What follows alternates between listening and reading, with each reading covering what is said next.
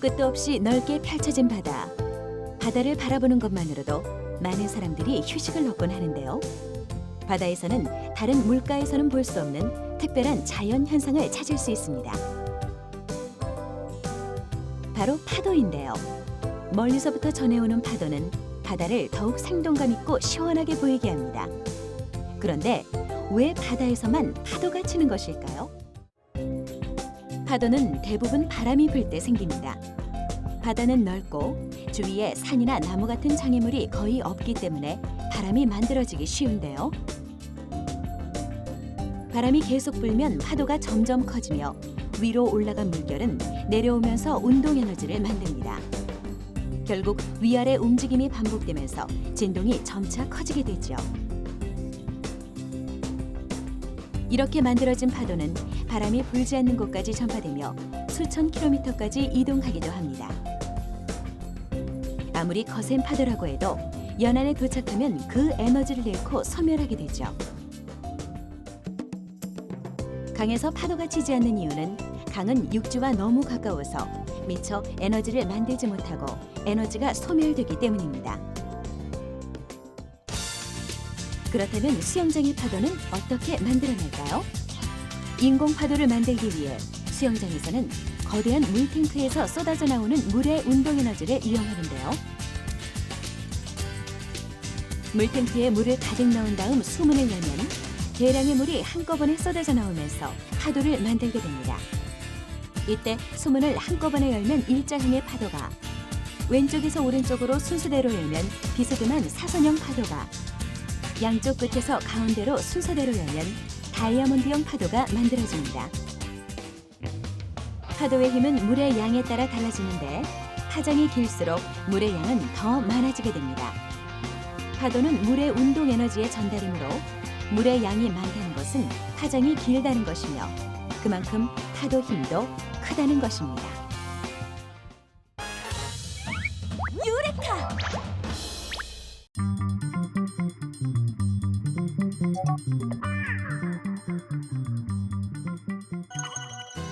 여성들의 필수 아이템 화장품. 종류만 해도 꼽을 수 없을 만큼 다양한데요. 하지만 결국 쓰는 건 한두 가지뿐. 또 방치해두는 경우도 많습니다. 게다가 자칫 잘못하면 아이섀도우나 파우더는 깨지는 일이 십상이죠. 버리기엔 아깝고 쓰자니 찝찝한 화장품 때문에 화장대 정리 또한 쉽지 않은데요. 하지만 고민은 이제 그만. 서랍 속 갇혀있는 화장품이 새롭게 변신합니다. 본격적인 화장품의 변신을 보여주기 전 조심스레 제작진의 신발에 뭔가 넣고 있는 김수경 주부. 이거요. 녹차 티백 못 쓰는 거예요. 이거를 살짝 말려가지고 스킨을 살짝 뿌리면은 훌륭한 탈취제가 된다고 하네요. 그래서 그거 넣은 거예요. 아하, 한번 우려낸 녹차 티백 버리지 마세요. 화장품과 만나면 탈취제가 된답니다. 즉석에서 만드는 탈취제 방법도 아주 간단합니다. 먼저 차를 마시고 난 다음 남은 티백에 쓰지 않는 스킨을 적당히 뿌려주는데요. 수분이 묻지 않을 만큼 적당히 촉촉해지면 냄새나는 신발과 신발장에 쏙 넣어주기만 하면 됩니다. 네, 녹차에는 이 에피갈로 카테킨 갈레이트라고 하는 이 카테킨유의 화합물이 상당히 많이 포함되어 있습니다. 그와 같은 카테킨 화합물은 이 냄새 분자를 흡착해서 탈취 작용을 하게 되겠습니다. 따라서 녹차 티백에 화장수를 묻혀서 사용해도 마찬가지 효과를 줄 수가 있습니다. 화장을 지울 때 클렌징 크림이 꼭 필요하죠. 하지만 쓰다 남은 이 크림을 버리지 않고 사용할 수 있는 김수경 주부만의 비법이 있다는데요. 바로 클렌징 크림에 흑설탕을 넣어 섞어주면 훌륭한 각질 제거제로 변신 완료. 특히 갈라지기 쉬운 발 뒤꿈치에 발라주면 보습 효과를 볼 수 있는데요. 백설탕에 비해서 유기산 성분이 상당히 많이 함유되어 있습니다. 특히 그리콜산이라고 하는 성분이 함유되어 있죠. 그와 같은 성분은 우리 피부의 주근 각질 세포들을 떨어뜨려서 분해하는 작용이 있습니다. 잡냄새를 없애주기 위해 뿌리는 방향제 많이 사용하시죠? 쓰지 않는 향수와 스킨은 물과 함께 섞어 방향제로 사용하면 되고요. 조금밖에 남지 않았거나 쓰지 않는 크림이 있다면 머리끝에 발라보세요.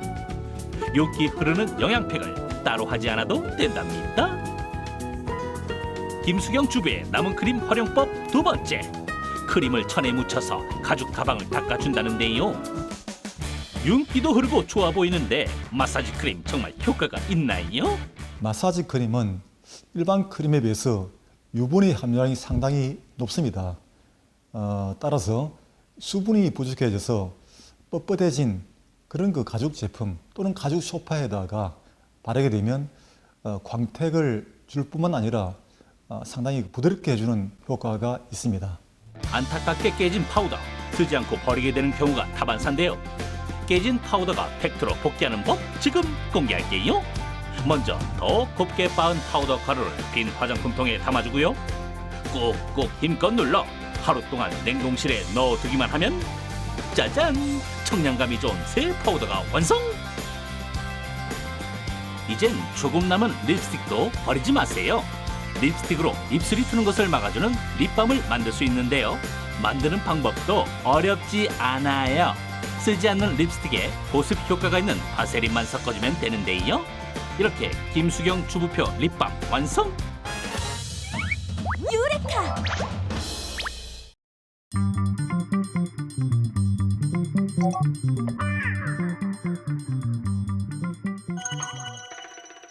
배가 고픈 엉뚱군.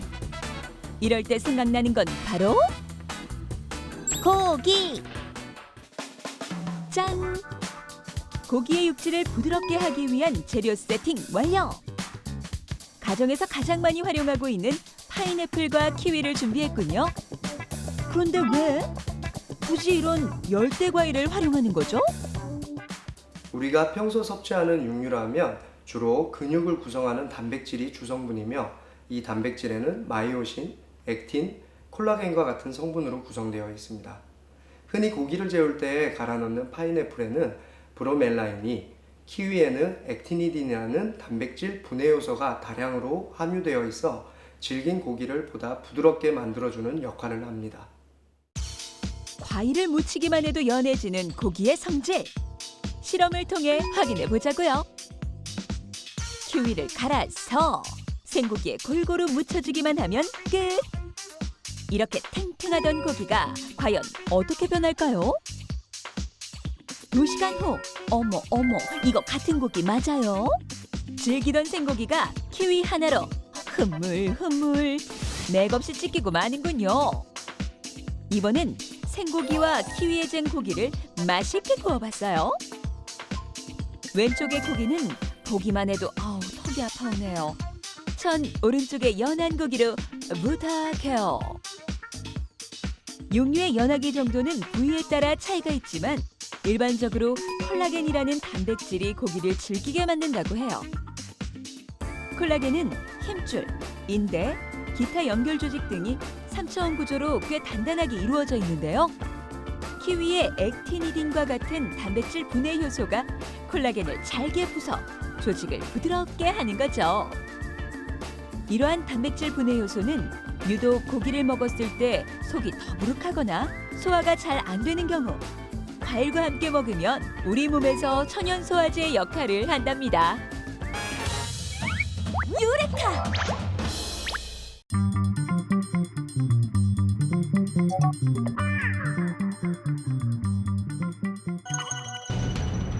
사람들은 물, 식량과 같은 생활 필수품이 아닌데도 동서양을 막론하고 금을 좋아했습니다. 번쩍번쩍 빛나는 밝은 노란색과 녹슬지 않으면서 원래 상태를 유지하는 금. 이러한 특성 때문에 태양을 상징하는 귀한 것으로 여겨졌죠.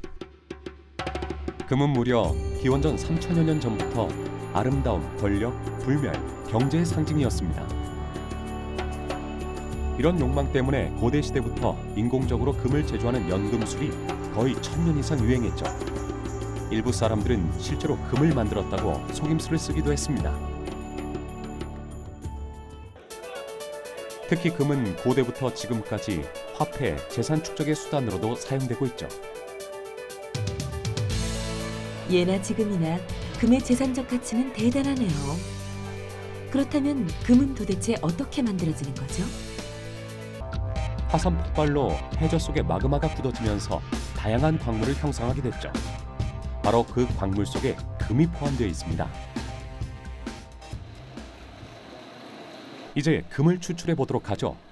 이 암석이 바로 금이 들어있는 금광석입니다. 금이 전혀 보이지 않는데요. 아직 금을 추출하기 전의 모습이기 때문인데요. 금광석을 보순 후 선별기로 분리를 해야 합니다. 이 금광석 속에는 이제 금이 들어있고 그 외에 이제 불필요한 물질이 들어있는데 그 불필요한 물질을 비중 차이로 선별하는 기계가 이제 이 기계입니다.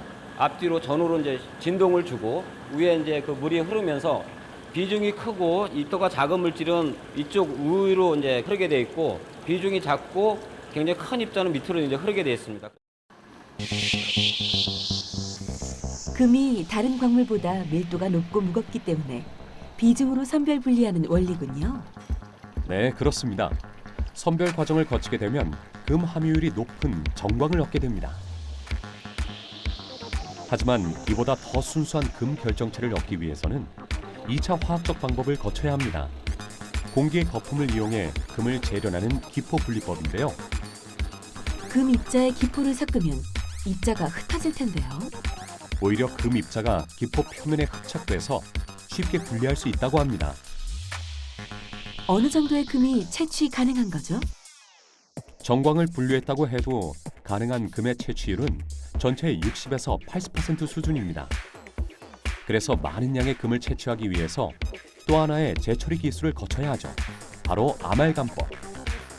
금을 수은과 쉽게 합금하는 성질로 만든 아말감에 800에서 1000도씨의 열을 가합니다.